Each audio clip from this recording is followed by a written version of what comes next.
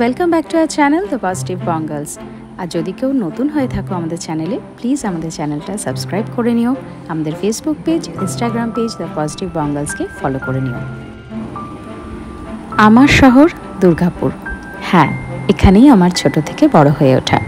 School, college সব এখান থেকেই। আর এই যে বাগানটা দেখছো, এটা আমার মা বাবা নিজে হাতে বানিয়েছে।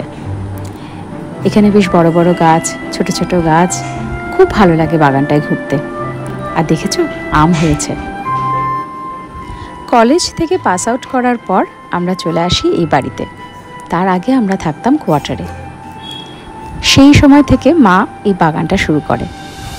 মা নিজে হাতে তখন খুব সুন্দর করে বাগান সাজাতো। এখন অবশ্য মা একা পারে না, তাই একজন হেল্পিং হ্যান্ড আছে।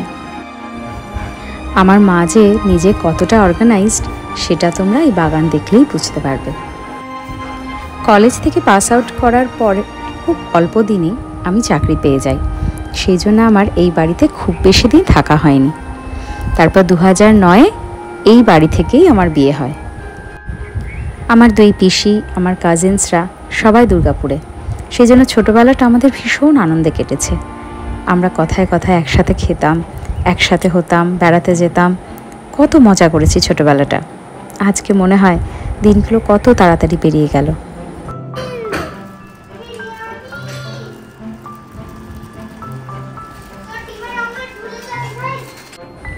এই দিন ছিল আমার বার্থডে, আর তাই জন্য বার্থডে স্পেশাল লাঞ্চ।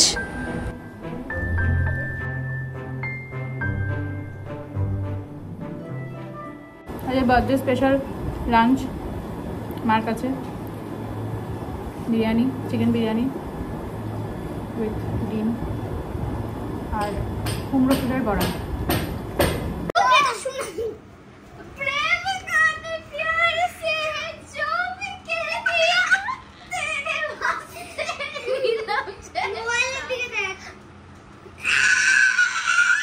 মানুষ পাগল হয়ে গেলে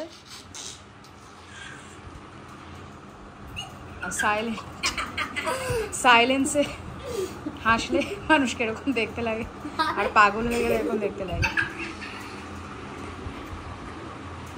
কি করবে বুঝি না পেলে এরকম লাগে, আর অসহায় মানুষকে এরকম লাগে। তোমাদের জ্বালায় না আমি দুটো মাছ খেতে বাধ্য হয়েছি। তোমরা কেউ আমাকে মাংস দাওনি, আজকে চিকেন দাওনি, দুজনের কেউ। আমার ছেলেটা দিয়েছে শুধু।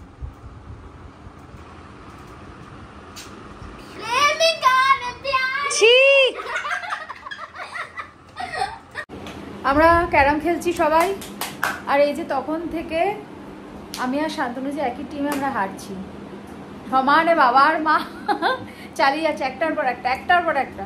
আমি আরো শান্তনুকে টিমে নিলাম যাতে আমি জিতি, আর আমার মুখে চুন কালি মাখাচ্ছে।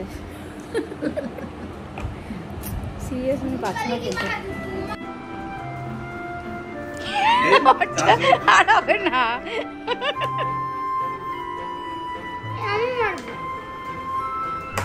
ক্যারাম খেলা চলছে। আরে আমি কি করব? করবে তুমিও, দাঁড়াও। নিজেদের বসিয়ে রেখেছে, আমরা একদম মোবাইল ধরে।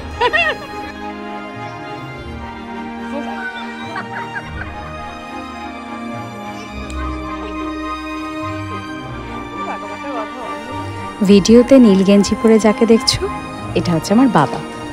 আমার বাবা এখন রিটায়ার্ড। এর আগে বাবা স্টেট ব্যাংকে চাকরি করত। মাকে ছোটোবেলায় বেশ ভয় পেতাম বলে বাবাই ছিল আমার সবথেকে বড় বন্ধু। বিকেল হতে না হতেই আমি আর ভাই বসে থাকতাম বাবা কখন আসবে বাড়িতে। আর এই যে ছোট্ট পাবলো, আমার দুই ছানাপোনা ভাই সবার সাথে একসঙ্গে খেলছে।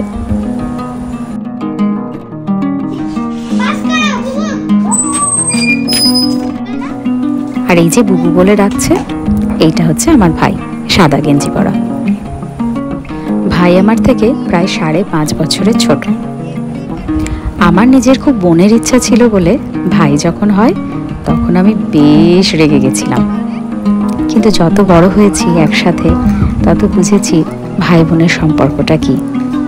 ভাই তত হয়ে উঠেছে আমার সব থেকে ভালো বন্ধু, আর আমিও হয়ে উঠেছিলাম ভাইয়ের সব থেকে ভালো বন্ধু। ব্লগে তোমাদের সাথে গল্প করতে করতে আমি কখন যেন আমার ছেলেবেলায় পৌঁছে গেছিলাম।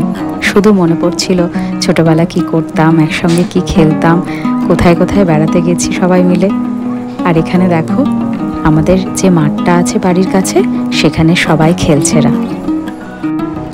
দুর্গাপুরে কাটানো অনেকটা সময় এবার তোমাদের সাথে তুলে ধরলাম।